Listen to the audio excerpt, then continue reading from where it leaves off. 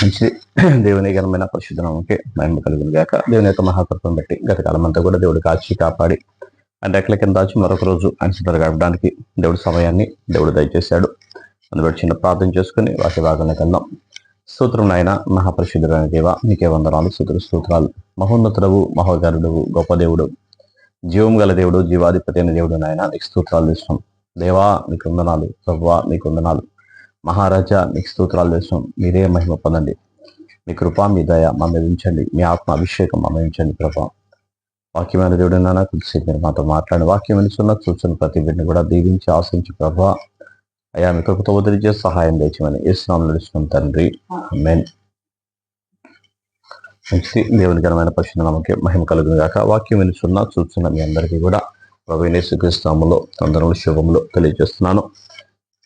మరి ఇక్కడ వాక్య భాగం చూసినట్లయితే నిన్నటి దినాన సమూయేలు గ్రంథం 2వ అధ్యాయాన్ని మనం ధ్యానం చేసుకున్నాం. 2వ అధ్యాయంలో హన్నా తీసుకొచ్చి ఆయన సమూయేలుని దేవుని సన్నిధిలో వదిలిపెట్టిన తర్వాత ఆమె చేసుకునే ప్రార్థన, దేవుని యొక్క గొప్పతనాన్ని, దేవుని యొక్క ఔన్నత్యాన్ని, దేవుడు ఎలాంటి వాడో, గొడ్రాలు కూడా ఆయన 7 పిల్లలు ఇచ్చే దేవుడై ఉన్నాడని, ఆకలి ఉన్న వారికి ఆహారం ఇచ్చే దేవుడై ఉన్నాడని, మా బలహీనులు బలపరిచేవాడు, లేని వారిని పెంట కుప్ప మీద ఉన్న వారిని కూడా పైకి లేవనెత్తేవాడు, ఎంత గొప్ప దేవుడో ఆయన, ఎంత కనికరపూరుడో, ఎంత కృపాస సంపూర్ణో ఆయన స్తుతిస్తూ ఆయన ఆరాధిస్తున్న సందర్భం అనేది అక్కడ మనం చూస్తున్నాం. దాని తర్వాత ఏలి యొక్క కుమారులు వారు చేసే పని దేవునికి ఎంత విరోధంగా ఉందో, దేవుని ఎంత నొచ్చుకునేలాగా దేవుడే కాదు కానీ అక్కడికి వచ్చిన జనులు కూడా, అక్కడికి వచ్చిన ప్రజలు కూడా దేవుని సందులో వారు చేస్తున్న పని, వారు ఆ దేవుని బలి అర్పించడానికి వస్తే బలి అర్పించే వారు కూడా ఆకుండా కొండలతోనే కుంకులతోనే దాన్ని లాక్కున్నప్పుడు జనులందరూ కూడా దేవుని మందిరానికి రావడానికి వాళ్ళు చాలా నొచ్చుకున్నారంట, మందిరానికి రావడానికి చాలా బాధపడ్డారంట. ఆ విషయం దేవుడు వారిని అక్కడ చూశాడు. చూసిన తర్వాత ఆ తర్వాత వాళ్ళు లేని సమయంలో అక్కడ వదిలిపెట్టింది, వెళ్ళిపోయింది. దానికి ప్రతిగా దేవుడు ఆయన మరలా హన్నాకి మళ్ళా కుమారులను కుమార్తెలు కూడా ఇచ్చాడు. తర్వాత అయిన తర్వాత మరలా ఏలి దగ్గరికి ఒక ప్రవక్తను పంపించి మీ పిల్లలు చేసే పని అది మంచిదిగా లేదు అని చెప్పాడు. అంతకుముందు వచ్చినలోనే చూసినట్లయితే అక్కడ ఏలి యొక్క కుమారులు ఆ మందిరానికి వచ్చిన స్త్రీలతో శయనించడం అది చాలా దుష్కార్యంగా ఉంది. ఆ విషయం ఆయన తెలిసినప్పుడు పిల్లలు పిలిచి గద్దించాడు. పిల్లలను పిలిచి దేవుడే మనుషులకు మనం సహాయం చేయాలి, మనుషులకు మనం ఏ విధంగా అయినా చేయాలి, కానీ దేవుడి విషయంలో మనం తప్పు చేస్తే దేవుడి దగ్గరే మనం మనిషి ఏదైనా ఇచ్చేస్తే మనిషి ఎవరు సహాయం చేయొచ్చు, కానీ దేవుని విషయంలో కనుక మనం తప్పు చేస్తే దేవుడి సహాయం లేకుండా ఎలా ఉంటామని చెప్పి పిల్లల్ని గద్దించాడు. దేవుడు వాళ్ళని దేవుని సందులో పిల్లల్ని హెచ్చరిక చేశారు, కానీ ఆ విషయం వాళ్ళు పట్టించుకోలేదు. అయితే కింద ఒక ప్రవక్త వచ్చి మాట్లాడుతూ చెప్తున్నాడు కదా, దేవుడు ఆ స్త్రీల విషయంలో ఆయన గద్దించాడు, కానీ దేవుని మందిరంలో అయ్యే బలి అర్పించే విషయంలో పిల్లల్ని గద్దించరు. ఈ రోజు కూడా దేవుని సంధికి రాకుండా పిల్లలు చేస్తున్న, కుమారులు చేస్తున్న ఆ పని వల్ల ఈ రోజు కూడా ఏలి గద్దించిన సందర్భం అనేది లేదు అన్నట్లుగానే అక్కడ ఉంది. స్త్రీల విషయంలో మాత్రం గద్దించాడు, ఆ మాట మాత్రం రాయబడి ఉంది. బలి అర్పించిన పశు మాంసం విషయంలో కానీ, వాళ్ళు మాంసాహార విషయంలో కానీ, దేవుని సందుకు వచ్చిన వారి విషయంలో ఎంత దురుసుగా వారు ప్రవర్తిస్తున్నారో, దేవుని సందుకు వచ్చిన వారిని ఎంత కఠినంగా వారు ఉన్నారో ఆ విషయంలో ఏ రోజు కూడా ఏలి గద్దించిన సందర్భం అనేది అక్కడ లేకపోగా ఒక దైవజనుడే వచ్చి ఆయన దగ్గరికి వచ్చి హెచ్చరిక చేస్తూ, ఒక దైవజనుడే వచ్చి ఆయన ఇచ్చేస్తూ, ఒకరోజే నీకు 2 కుమారులు కూడా చనిపోతారు అని ఆయన చెప్పాడు. చాలా కఠినంగానే ఆయన చెప్పాడు. ఆ తర్వాత 3వ అధ్యాయం మనం చూసినట్లయితే బాలుడైన సమూయేలు ఏలి ఎదుట యెహోవాకు పరిచర్య చేయుచుండెను. ఆ దినములలో యెహోవా వాక్కు ప్రత్యక్షమగుట అరుదు. ఆ దినముల్లో యెహోవా వాక్కు ప్రత్యక్షమగుట అరుదు. చూడండి ఆ మాట చూస్తే, దేవుడు సన్నిధి లేకుండా దేవుడు మాట్లాడిపోతే మనిషి యొక్క జీవితం, ఏలి కుమారులు చేస్తుంది కూడా అందుకనే. దేవుడు ఆ మందిరానికి రావడానికి కూడా అది షిలోహులో దేవుడు ఏర్పాటు చేసిన ప్రత్యక్ష గుడారమే. దేవుడు మందసం, ఆయన జీవన మందసమే అయినప్పటికీ కూడా దేవుడు అక్కడ లేడు, దేవుడు వారితో ఉండడం లేదు. అసలు దేవుడు మాట్లాడమే అరుదంట, మాట్లాడమే లేదంట. అసలు దేవుడు మాట్లాడిపోయినా ఆ ఏలి కానీ కుమారులు కానీ వాళ్ళు మాట్లాడుతున్న సందర్భాలు అనేవి అక్కడ ఉన్నాయి. ఇక్కడ ఆయన అరుదుగా మాట్లాడుతున్న ఆ సందర్భంలో ప్రత్యక్షం తరచుగా తలసించలేదు. ఆ కాలమందు ఏలీ కనులు మంద దృష్టి గలవై అయినందున అతడు చూడలేక తన స్థలమందు పండుకొని ఉండగా, దీపము ఆరిపోక మునుపు సమూయేలు దేవుని మందస్సుమున్న యెహోవా మందిరములో పండుకొని ఉండగాను యెహోవా సమూయేలుని పిలిచెను. అతడు చిత్తమండి నేనున్నానని చెప్పి ఏలీ దగ్గరకు పోయి, నీవు నన్ను పిలిచితివి గదా, నేను వచ్చినానెను. అతడు, నేను పిలవలేదు, పోయి పండుకొనమని చెప్పగా అతడు పోయి పండుకొనెను. యెహోవా మరలా సమూయేలును పిలవగా సమూయేలు లేచి ఏలీ యొద్దకు పోయి, చిత్తం, నీవు నన్ను పిలిచితివి గనుక వచ్చితిని అనెను. అయితే అతడు, నా కుమారుడా, నేను నిన్ను పిలవలేదు, పోయి పండుకొనమనెను. సమూయేలు అప్పటికి యెహోవాను ఎరగకుండెను. యెహోవా వాక్కు అతనికి ప్రత్యక్షం కాలేదు. యెహోవా మూడవ మారు సమూయేలును పిలవగా అతడు లేచి ఏలీ దగ్గరికి పోయి, చిత్తము, నీవు నన్ను పిలిచితివే, ఇదిగో వచ్చితిని అనగా ఏలీ యెహోవా ఆ బాలుడి పిలిచినని గ్రహించి, నీవు పోయి పండుకోము, ఎవరైనా నిన్ను పిలిచిన ఎడల యెహోవా నీ దాసుడు ఆలకించున్నాడు, ఆజ్ఞేయమని చెప్పమని సమూయేలుతో అనగా సమూయేలు పోయి ఆ స్థలమందు పండుకొనెను. హల్లెలూయా. చూడండి, ఆ దేవుడు అప్పటి వరకు కూడా ఎవరితో గాని, ఏలీతో గాని, తన కుమారులతో గాని దేవుని సందులో మాట్లాడడం అనేది అరుదైన ఆ కాలంలో ఏలీ దగ్గర ఉన్న చిన్నపిల్లోడుగా ఉన్న సమూయేలు దేవుని మందిరంలో పడుకొని దేవుని దీపాన్ని వెలిగిస్తూ ఆ నూనె ఆరిపోకుండా నూనెని పోస్తూ దాన్ని కాపాడుతున్న ఆ పరిస్థితిలో దీపం వెలిగించాడు, దీపం ఆరిపోకుండా దాన్ని అక్కడ కాపాడుతున్నాడు. ఆ మందిరంలో పడుకొని ఉండగా దేవుడు సమూయేలుతో పిలుస్తున్నాడు. సమూయేలు అని పిలిచాడు. అనగానే సమూయేలు లేచి ఏలీ దగ్గరికి వెళ్ళాడు. ఏలీ దగ్గరికి వెళ్ళి ఏలీని అడుగుతున్నాడు, అయ్యా నన్ను పిలిచారా అని చెప్పేసి అడుగుతున్నాడు. ఒక గాఢ నిద్రలో ఉండగా ఒక మనిషి పిలిచాడు అనుకో, ఒక మనిషి యొక్క ప్రవర్తన ఎలా ఉంటుంది? అందులో చిన్నపిల్లలు ఎంతో ముద్దు నిద్ర, ఎంతో గాఢ నిద్ర పోతూ కనీసం లక్ష్య పెట్టని ఆ సందర్భం అనేది ఉంటది. రెండోసారి మరలా పిలిచాడు. రెండోసారి పిలిచినప్పుడు మరలా డైరెక్ట్గా వెళ్ళి ఏలీ దగ్గరికి వెళ్ళాడు. ఏలీ దగ్గరికి వెళ్ళి అడుగుతున్నాడు. ఏలీ దగ్గరికి వెళ్ళి, అయ్యా నన్ను పిలిచారా అని చెప్పి మరలా రెండోసారి కూడా ఎంత గాఢ నిద్రలో ఉన్నాడో, ఎంత మధ్యరాత్రిలో ఉన్నాడో, మధ్యరాత్రి అనేది కానీ గాఢ నిద్ర అనేది కానీ ఆ పిలిచిన పిలుపుకి వెంటనే లేచి ఏలీ దగ్గరికి వచ్చి, అయ్యా చిత్తమండి నేనున్నాను, నన్ను పిలిచారు కదా అని చెప్పి ఏలీ దగ్గరికి వచ్చి అడుగుతున్నాడు. ఏలీ దగ్గరికి వచ్చి అడుగుతా ఉంటే ఏలీ అన్నాడు కదా, నేను పిలవలేదయ్యా, వెళ్ళి పడుకో అని చెప్పి రెండోసారి మరలా అని పంపించేశాడు. ఇప్పుడు మూడోసారి మరలా దేవుడు సమూయేలుని పిలవగానే మరలా లేచాడు. మరలా లేచి మరలా ఏలీ దగ్గరికి వచ్చారు. అయ్యా పిలిచారా? అక్కడ నొచ్చుకున్నట్టు కానీ, అక్కడ విసుక్కున్నట్టు కానీ దేవుడు రాయించలా. అంటే అక్కడ నొచ్చుకోవడం కానీ, విసుక్కోవడం కానీ తన మనసులో కానీ అనుకోలే. ఎప్పుడు కూడా అక్కడ అనుకోలేదు. కాబట్టి దేవుడు చాలా విషయాలు ఉన్నట్టుగానే రాయించాడు. దేవుడు చాలా విషయాలు యథార్థంగానే రాయించాడు. ఆయన నొచ్చుకున్నా, ఆయన విసుక్కున్నా అది రాయించాడు. కానీ సమూయేలు నొచ్చుకోలేదు, విసుక్కోలేదు.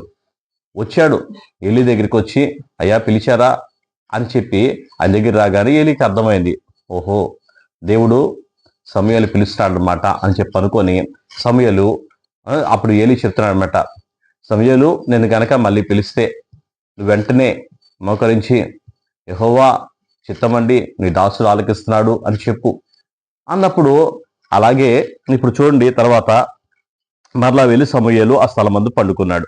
10వ వచనంలో, తరువాత యెహోవా ప్రత్యక్షమై నిలిచి ఆ రీతిగా సమూయేలు అని పిలవగా సమూయేలు నీ దాసుడు ఆలకించున్నాడు, ఆజ్ఞేయమనెను. అంతటా యెహోవా సమూయేలుతో ఇలాగూ సెలవిచ్చెను, ఇశ్రాయేల్లో నేను కార్యం చేయబోచున్నాను, దానిని వినువారందరి చెవులు గింగురుమనును. ఆ దినమున ఏలీ యొక్క ఇంటి వారందరిని గూర్చి నేను చెప్పినదంతయు వారి మీదకి రప్పింతును, దాని చేయ మొదలుపెట్టి దానిని ముగింతును. తన కుమారులు తమ్మును తాము శాపగ్రస్తులుగా చేసుకొనుచున్నారని తాను ఎరిగియు వారిని అడ్డగించలేదు. హల్లెలూయా. తన కుమారులు తమ్మును తాము శాపగ్రస్తులుగా చేసుకుంటున్నారని ఎరిగి కూడా వారిని అడ్డగించలేదు. దేవుడు చెప్తున్నాడు. ఎవరితో మాట్లాడుతున్నాడు? సమూయేలుతో మాట్లాడుతున్నాడు. సమూయేలు ఎలా ఉన్నాడు? దేవుడు ఎందుకు మాట్లాడుతున్నాడు? దేవుడు ఎప్పుడు మాట్లాడతాడు? ఎంత విధేయత చూపిస్తే ఆ విధేయతను బట్టి దేవుడు మాట్లాడుతున్నాడు. ఒకసారి పిలిచాడు, నొచ్చుకోలా. రెండోసారి పిలిచాడు, విసుక్కోలా. మూడోసారి పిలిచాడు, గొనుక్కోలా. మళ్ళా మూడోసారి కూడా వెళ్ళాడు. వెళ్ళి మాట్లాడినప్పుడు దేవుడు మనుషులందరూ కూడా చూస్తాడు. మనుషుల మనస్తత్వం అంతా కూడా చూస్తాడు. వాళ్ళ ఉద్దేశాలన్నీ కూడా చూస్తాడు. చూసి దేవుడు తన మనసులో ఉన్నదంతా కూడా చెప్తాడు. తన మనసులో ఉన్న విషయం అంతా కూడా ఎవరికి ఒక మంచి స్నేహితుడితో మాట్లాడినట్టుగా సమూయేలుతో మాట్లాడుతున్నాడు. ఒక మంచి అసలు ఎంత స్నేహం కలిగి ఉంటే కానీ ఆ మాటలన్నీ కూడా మాట్లాడలేవు. అంత స్నేహానికి దేవుడు సమూయేలుతో ఇష్టపడ్డాడు. ఎందుకని? తన యొక్క విధేయత చూసి, తను దేవుడితో ఉండడానికి దేవుని భయభక్తులు కలుగున విధానాన్ని చూసి, ఏలి చెప్పినట్టుగానే వెంటనే మోకరించాడు. యెహోవా చిత్తమండి వినుచున్నా అని చెప్పేసి అంటున్నప్పుడు చెప్తున్నాడు అనమాట. ఏలి యొక్క ఇద్దరు కుమారులు కానీ, నేను ఇశ్రాయేల్లో చేసే ఈ కార్యం అనేది ఇశ్రాయేల్ యొక్క ప్రజల యొక్క చెవులు గింగురుమనేలాగా కార్యం అనేది జరిగింది. చూడండి ఒకసారి మనం చూసినట్లయితే ఇక్కడ జనులందరూ కూడా దేవుని సంధికి రావడం లేదు. అక్కడ దేవుని సంధికి వచ్చే యాజకుల పిల్లలు కూడా దేవుని సంధికి వచ్చే వారికి అడ్డంగానే ఉన్నారు. ఇప్పుడు దేవుడు వాళ్ళకే దూరం అయిపోతున్నాడు, దేవుడు వీళ్ళకే దూరం అయిపోతున్నాడు. వాళ్ళు దేవుని యందు భయభక్తులు నిలపలేకపోతున్నారు, వీళ్ళు కూడా దేవుని భయభక్తులు కలిగేలాగా ఉండలేకపోతున్నారు. వారు దూరం అయిపోతున్నారు, వీరు దూరం అయిపోతున్నారు. వారే అటు దూరంగా పారిపోతున్నారు, వీళ్ళే విడి దూరంగా పారిపోతున్నారు. దేవుడు వారిని పిలిచాడు, వీరిని పిలిచాడు, వారిని ప్రేమిస్తూ వీరిని ప్రేమిస్తూ. కానీ మనుషులు చేసే పనులు, మనుషుల ద్వారా వచ్చే నష్టము ఎంత అంత కాదు. ఆ మనుషుల చెవులు గింగురుమనేలాగా కార్యం జరిగిద్ది అని ఆయన చెప్తూ అంటున్నాడు మాట. చెబుతూ ఆయన అంటున్నాడు కదా, తన కుమారులు తమ్మును తాము శాపగ్రస్తులుగా చేసుకుంటున్నారు అని తెలిసి కూడా వారిని హెచ్చరిక చేయలేదు, వారిని అడ్డగించలేదు. కనుక అతని ఇంటికి నిత్యమైన శిక్ష విధింతునని నేను అతనికి తెలియజేయుచున్నాను. కాబట్టి ఏలి ఇంటి వారి దోషమునకు బలిచేతనైనను నైవేద్యము చేతనైనను ఎన్నటికి ప్రాయశ్చిత్తం చేయబడదని సమూయేలు ఉదయం వరకు ప్రాయశ్చిత్తం చేయబడదని నేను ప్రమాణపూర్వకంగా ఆజ్ఞాపించి తిని. అంటే దేవుడు ఎంత బాధపడి ఉంటాడో చూడండి ఒకసారి. దేవుడు ఎంత నొచ్చుకొని ఉంటాడో చూడండి. ఒక మనిషి బాధపడితే ఇశ్రాయేలు ప్రజలు గారు ఎవరైనా ఐగుప్తులో బాధపడ్డారు. ఐగుప్తులో మొరపెట్టినప్పుడు ఐగుప్తులో ఉన్న రాజుకు కూడా, ఫరోకి అలాగే ఆయన న్యాయం తీర్చాడు, ఫరోతో కూడా యుద్ధం చేశాడు. అలాగే ఇశ్రాయేలు ప్రజలు కూడా అన్యాయం చేసినప్పుడు ఇశ్రాయేలు ప్రజలు కూడా ఆయన న్యాయం తీర్చేవాడిగా ఉన్నాడు. ఆయన న్యాయాధిపతి. ఎవరికైనా ఒకటే తీర్పు, నీకోలాగా నాకోలాగా ఏమీ ఉండదు. ఎవరినైనా సరే ఆయన ఒకే విధంగా ట్రీట్ చేస్తాడు. ఆయన భయభక్తులు కలిగి ఉండాలి, ఆయన ప్రేమిస్తూనే ఉండాలి. ఇశ్రాయేలు యొక్క ఏలి యొక్క కుమారులు దేవుని భయభక్తులు నిలపలేదు. వారు తప్పు చేస్తున్నారని తెలిసి కూడా అడ్డగించలేదు, హెచ్చరిక చేయలేదంట. అందువల్ల నిత్యమైన శిక్ష, ఒకరోజు కాదు, 2 రోజులు కాదు, తరతరాలకి కూడా వచ్చే శిక్ష ఎవరు తీసుకొచ్చారు? తన తండ్రి అయినా ఏలి తీసుకొచ్చాడు. ఎవరికి? పిల్లల్ని అడ్డగించకపోతే, పిల్లలకి బుద్ధి చెప్పకపోతే, పిల్లలకి గద్దించకపోతే ఆ పిల్లలు ఆ తరాలన్నీ కూడా నాశనమైపోతాయి. ఆ తరాలన్నీ కూడా శాపగ్రస్తం అయిపోతాయి. ఆ తరాలన్నీ కూడా దేవునికి విరోధంగానే దేవుడు ఒక్కసారి మనల్ని పోషిస్తాడంటే మళ్ళా దేవుని దగ్గర నుండి కనికరం పొందుకోవడం చాలా కష్టం. అందుకని చెప్పి ఆయన అంటున్నాడు కదా, ప్రమాణపూర్వకంగా నేను ఆజ్ఞాపిస్తున్నాను. తరువాత సమూయేలు ఉదయం వరకు పండుకొని లేచి యెహోవా మందిరపు తలుపులను తీసెను, కానీ భయపడి తనకు కలిగిన దర్శనం సంగతి ఏలీతో చెప్పకపోయాడు. అంటే ఆయనకి కొంత ఊహ వచ్చింది. అది 12 సంవత్సరాలు ఉన్నాడో, 14 సంవత్సరాలు, 15 సంవత్సరాలు ఉన్నాయో ఆయనకి అర్థమవుతుంది కదా. జ్ఞానం అంతా కూడా, మనుషులు చేసే పనులన్నీ కూడా అర్థమవుతుంది. దాని ద్వారా దేవుని దగ్గర వచ్చే కోపం అంతా కూడా అర్థమవుతుంది. అర్థమయ్యే ఏలీ దగ్గరికి వెళ్ళి ఆ మాట చెప్పడానికి ఆయన భయపడ్డాడంట. దేవుడు చెప్పిన మాట ఏలికి చెప్పకుండానే భయపడి ఆ తలుపు తీశాడు, కానీ ఆ దర్శనాన్ని చూసిన మాటని, ఆయన చెప్పిన మాటని కూడా ఏలికి చెప్పలేదు. అయితే 16వ వచనంలో, అయితే ఏలి సమూయేలు నా కుమారుడా అని సమూయేలును పిలవగా అతడు చిత్తము నేను ఎక్కడ ఉన్నాను అనెను. ఏలి నీతో యెహోవా ఏమి సెలవిచ్చినో మరుగు చేయక దయచేసి నాతో చెప్పుమో. ఆయన నీతో సెలవిచ్చిన సంగతులలో ఏదైనా నీవు మరుగు చేసిన ఎడల అంతకంటే అధికమైన కీడు ఆయన నీకు కలగజేయును గాక అని చెప్పగా, హల్లెలూయా. చూడండి, ఏలికి అర్థమవుతుంది, ఏలికి తెలుస్తుంది. ఎందుకని? తను చేసిన తప్పు, తను చేసిన పొరపాటు, ఆల్రెడీ ప్రవక్త వచ్చి హెచ్చరిక చేసిన హెచ్చరిక, తన కుటుంబం యొక్క పరిస్థితి అంతా కూడా ఏలికి అర్థమవుతుంది. ఏలికి అర్థమవుతుంది కానీ కొన్నిసార్లు చేసిన తప్పులు సరి చేసుకోవడం చాలా కష్టం. ఇల్లు పడగొట్టడం ఈజీ, దాన్ని కట్టుకోవడం చాలా కష్టం. నాశనం చేసుకోవడం చాలా ఈజీ, దాన్ని బాగు చేసుకోవడం చాలా కష్టం.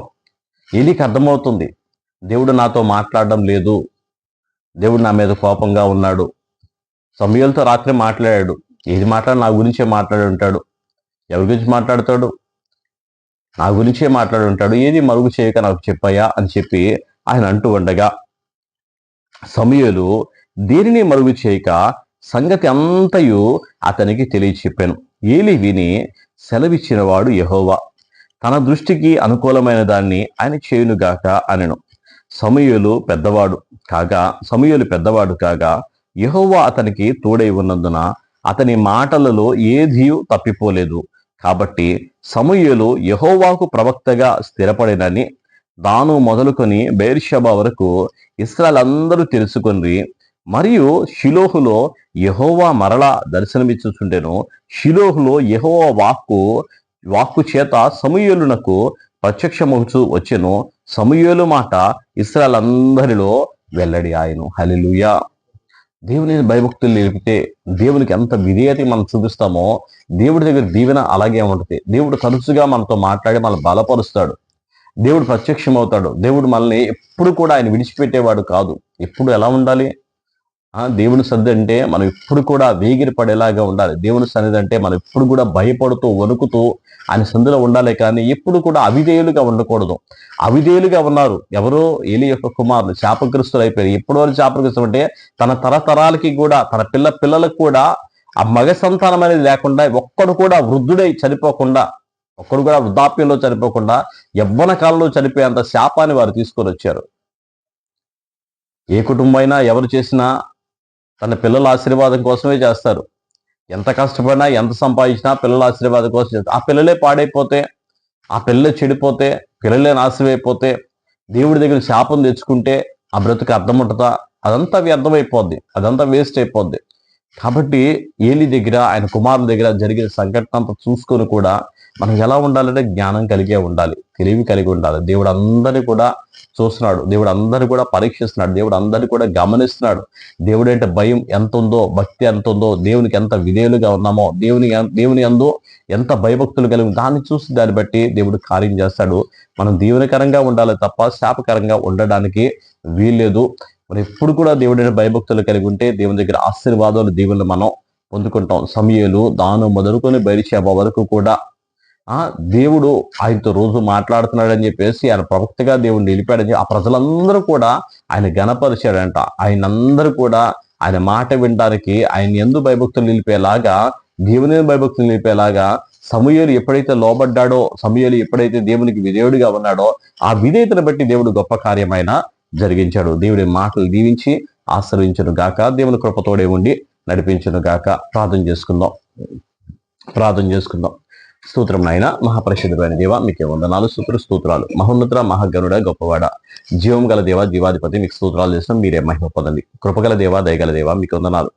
వాక్యమైన దేవుడు నాయన, మీకు స్తోత్రాలు చేస్తున్నాం. మీరే మహిమ పొందండి. ప్రభువా, వాక్యం ద్వారా మీరు మాతో మాట్లాడేది మీకు వందనాలు. వాక్యం వినుస్తున్నా, చూస్తున్నా ప్రతి బిడ్డను కూడా మీరు దీవించండి, ఆశించండి, సహాయం చేసి నడిపించి, ప్రభువా మీ కృపతో వదిలి చేసి మీరు మహిమ పొందమని, మీ ఆత్మకార్యములు జరిగించి సహాయం తెచ్చమని యేసు నామములో అడుగుచున్నాం తండ్రి. ఆమేన్. కూడా ఉండగలము.